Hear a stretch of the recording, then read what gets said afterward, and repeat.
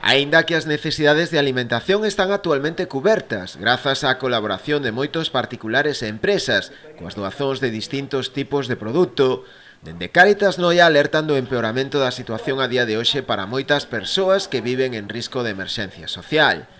A principios de verán atendían a unhas 70 familias, e hoxe o número xa se sitúa en preto das 100. En este momento as necesidades, por exemplo, no tema da alimentación están cubertas, gracias ás entidades, están accedendo, supermercados, moitos donativos de particulares que se acercan ao noso local a levar alimentos, pero onde temos un problema grave no tema económico, é dicir, nós estamos axudando a todas estas familias no tema da calefacción. Cáritas fixo un estudio, a calefacción máis barata que hai ahora mesmo é a de butano. É dicir, nós estamos donando ás familias estufas de butano e bombonas de butano durante todo o ano.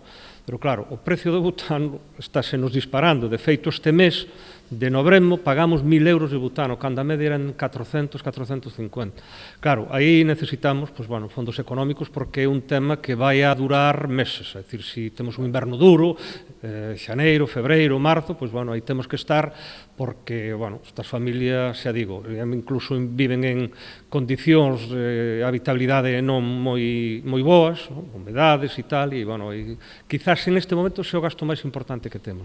Inciden en que a pobreza en España está hoxe cronificada, o que evidencia a gravidade do problema. A pobreza en España está cronificada. Diga quen diga o contrario, está cronificada. E cada día, comentei no antes, é dicir, ahora a pobreza xa está baixando o seguinte escalón que é a miseria. A miseria é xente que non ten recursos ningúns. Estamos entrando na pobreza de xente que incluso ten unha nómina. Pero ten unha nómina de 800, 900 euros, ten que pagar 300 euros de alugueiro, ten que pagar unha serie de cuestións se ten 2 ou 3 fillos, e ao final quedanlle 100 ou 150 euros para alimentación. Se nós non botamos man a esa xente, é imposible que sobrevivan.